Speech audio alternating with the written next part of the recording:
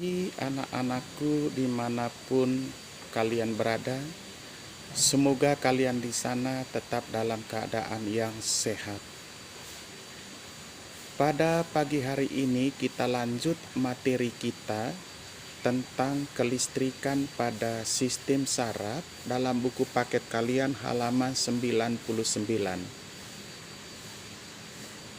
Tubuh manusia mengandung listrik, mulai dari organ otak, jantung, ginjal, paru-paru, sistem pencernaan, sistem saraf, otot-otot, dan jaringan lainnya.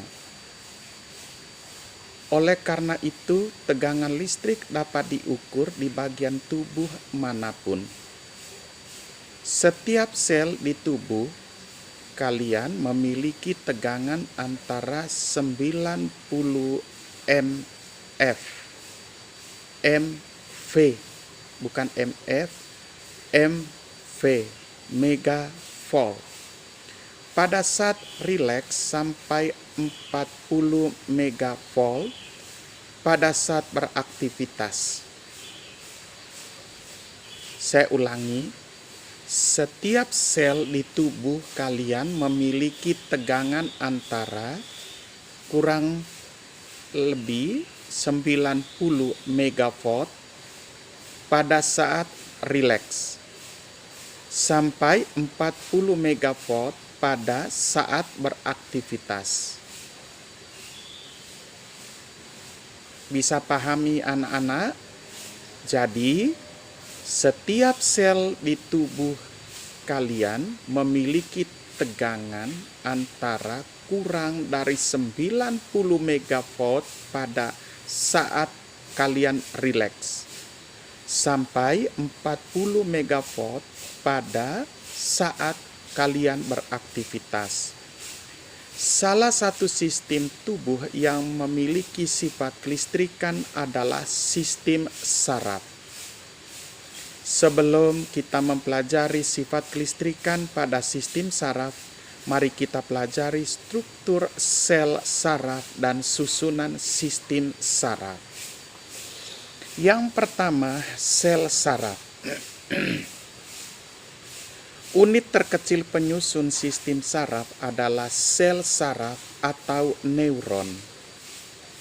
Satu neuron terdiri atas badan sel saraf, dendrit, dan akson. Lihat gambar 4.8. Di situ ada badan sel saraf, mengandung inti sel dan sitoplasma. Yang kedua, dendrit merupakan serabut-serabut pendek yang berupa tonjolan sitoplasma yang bercabang dari badan sel saraf. Pada umumnya, neuron memiliki lebih dari satu dendrit yang bercabang-cabang. Dendrit berfungsi untuk menerima rangsangan atau impuls saraf yang datang dari ujung akson neuron lain. Kemudian, impuls dibawa menuju ke badan sel saraf. Yang berikut akson atau neurit merupakan serabut yang panjang dan umumnya tidak bercabang.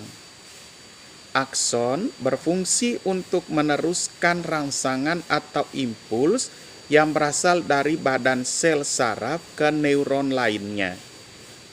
Akson mengandung benang-benang halus yang disebut neurofibril. Neurofibril dibungkus oleh selaput berwarna putih kekuningan yang disebut selubung mielin. Selubung mielin tersusun dari rangkaian sel Schwann dan berfungsi untuk mempercepat jalannya rangsangan atau impuls saraf. Sel Schwann membentuk jaringan yang berfungsi untuk menyediakan nutrisi bagi akson dan membantu regenerasi akson. Pada pertemuan antara selubung mielin yang satu dengan lainnya, terdapat bagian akson yang tidak terselubungi. Bagian ini disebut nodus Ranvier, yang berfungsi mempercepat pengiriman impuls saraf. Anak-anakku sekalian, kalau kita lihat gambar 4.8, yaitu struktur sel saraf. Kita lihat badan sel saraf. Jadi dalam buku kalian lihat di situ ada badan sel saraf. Badan sel sarafnya yang ini ya. Yang ini yang badan hitam besar ini badan sel saraf. Ya. Yang berikut kita lihat di situ dendrit. Ya. Dendrit itu cabang-cabang kecil, yang ini semua adalah dendrit, yang ini ya, ini dendrit. Oke. Dendrit tadi berfungsi untuk menerima ya rangsangan dari luar dan meneruskan atau mengirimkan ke badan sel saraf. Tadi badan sel saraf mengandung nukleus dan sitoplasma. Yang berikut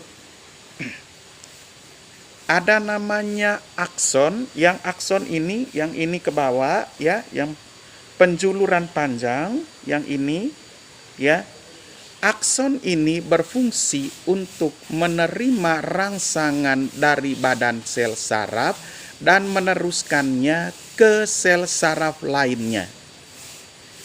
Yang berikut ada yang dikatakan selubung mielin. Yang ini ya, yang di luarnya ini, yang ini selubung mielin. Ya, selubung mielin. Selubung mielin ini adalah pembungkus akson. Ya, pembungkus akson. Yang berikut ada namanya sel Schwann. Ya, sel Schwann itu yang bagian ini ya, bagian yang coba kalian di situ ada di buku. Sel Schwann berfungsi untuk memberi nutrisi pada akson. Ya, memberi nutrisi pada akson. Yang berikut ada namanya selubung mielin. Selubung mielin itu ada yang ini, yang ada kecil-kecil di sini ya. Sorry, bukan selubung mielin, namanya nodus Ranvier. Nodus Ranvier ini berfungsi untuk mempercepat jalannya rangsangan atau impuls saraf. Dan yang terakhir, ujung akson. Ya. Ujung akson yang dibawa yaitu meneruskan rangsangan dari satu saraf ke sel saraf lainnya. Oke anak-anakku, itulah penjelasan sedikit tentang sel saraf atau struktur sel saraf. Sampai di sini dulu, nanti kita lanjut di pertemuan berikutnya.